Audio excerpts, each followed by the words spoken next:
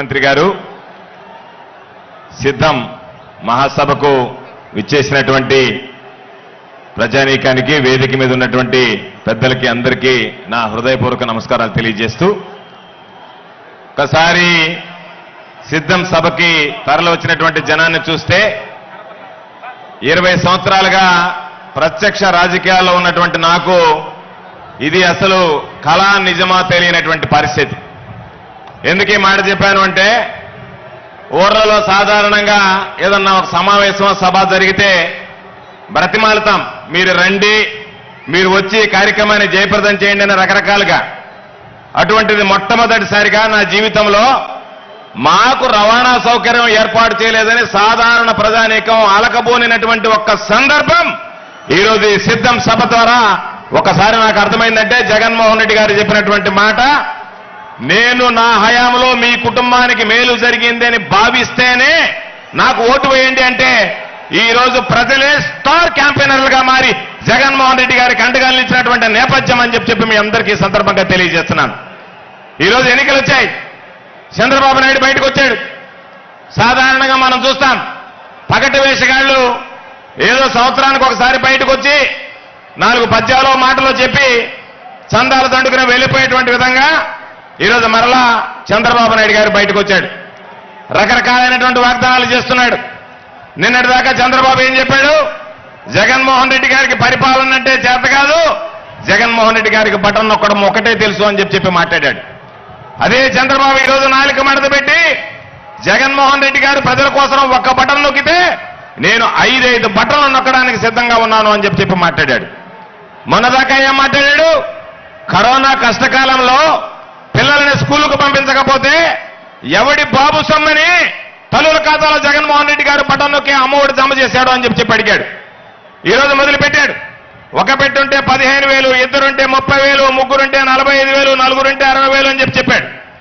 ఒక్కసారి మీరు గుర్తు తెచ్చుకుంటే 2019 ఎన్నికలకు ముందు జగనన్న ఏమి చెప్పాడు, 2014 ఎన్నికలకు ముందు చంద్రబాబు ఏమి చెప్పాడు, అధికారంలోకి వచ్చిన తర్వాత చంద్రబాబు ఏమాత్రం హామీలను నిలబెట్టాడు, ఈరోజు జగన్మోహన్ రెడ్డి గారు వచ్చిన తర్వాత ఏమాత్రం హామీలు నిలబెట్టుకుంటున్నాడు అనేటువంటిది ప్రత్యక్షంగా ప్రతి ఒక్కరికి తెలిసినటువంటి విషయం.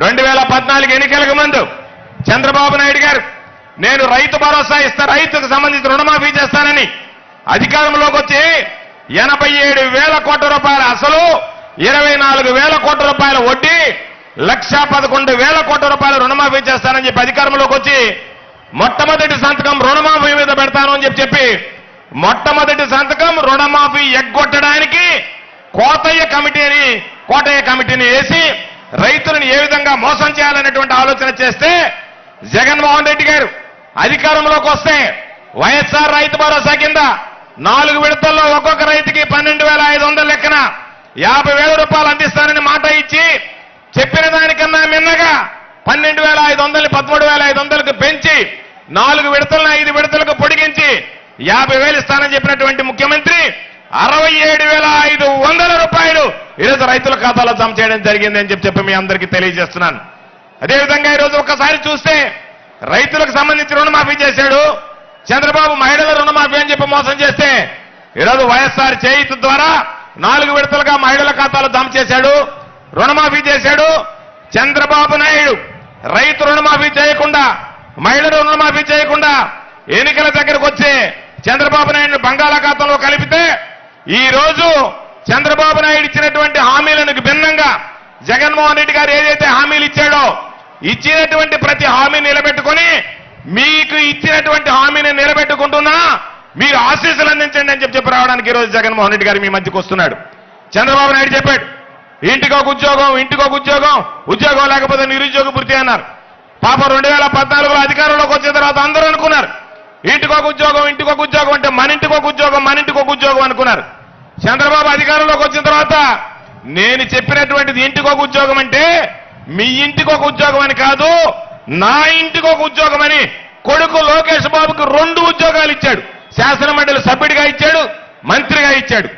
ఆ తర్వాత పాపం ఈ రోజు ఆయన కలలు కంటున్నాడు ఏమని, బావి ముఖ్యమంత్రిగా నా బిడ్డ ఉండాలి లోకేష్ అని చెప్పి. ఆ పిల్లవాడు ఈ మధ్య చెప్పాడు, సామెత ఉంది కదా, ఆవు చేలో మేస్తే దూడ గట్టిన మేస్తుందా అని చెప్పి ఈ మధ్య చెప్పాడు. చంద్రబాబు నాయుడు ఏమో ఒక్కొక్కరికి సంవత్సరానికి 15,000 అమ్మఒడి ఇస్తానంటే ఆ పిల్లవాడు చెప్పాడు నలుగురికి మామూలుగా ప్రతి నెలకి ముగ్గురు గల పిల్లలుంటే ముగ్గురికి 15,000 రూపాయలు చొప్పున 90,000 రూపాయలు వేస్తానని చెప్పాడు. నేను ఎప్పుడో చూసుకున్నాను 3 15 45 3 15 90 అని చెప్పి చూసుకుంటే 3 15 45 కానీ 3 15 90,000 నెలకేస్తాను అంటే ఏదో ఒక విధంగా గాలి మాటలు చెప్పి వెళ్ళిపోవాలనేటువంటి ఆలోచన తప్ప ఎక్కడా లేదు. కాబట్టి ఈరోజు చెప్పినటువంటి ప్రతి హామీ ఈరోజు ఆంధ్ర రాష్ట్ర చరిత్రలో నిజంగా ఒక సువర్ణాధ్యాయం. ఎందుకంటే ఈరోజు సిద్ధం సభకు జనం వస్తున్నారు, జగన్మోహన్ రెడ్డి గారిని ఆశీస్సులు అందిస్తున్నారు. చంద్రబాబు నాయుడు రా కదలరా అని పిలిస్తే పోండి వెదిలి వెళ్ళిపోండి అని చెప్పి జనం చంద్రబాబు నాయుడు ముఖం చూడడానికి కూడా ఇష్టపడినటువంటి పరిస్థితి లేదు.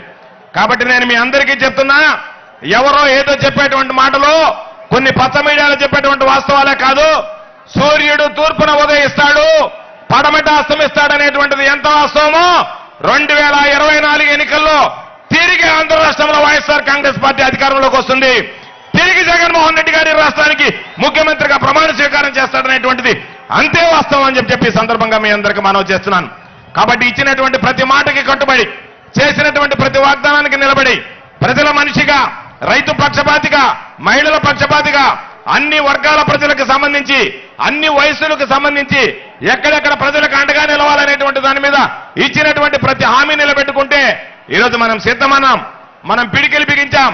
అదే దాన్ని కాపీ కొట్టి ఈరోజు సంసిద్ధం అని చెప్పి చంద్రబాబు నాయుడు గారు మాట్లాడుతున్నాడు.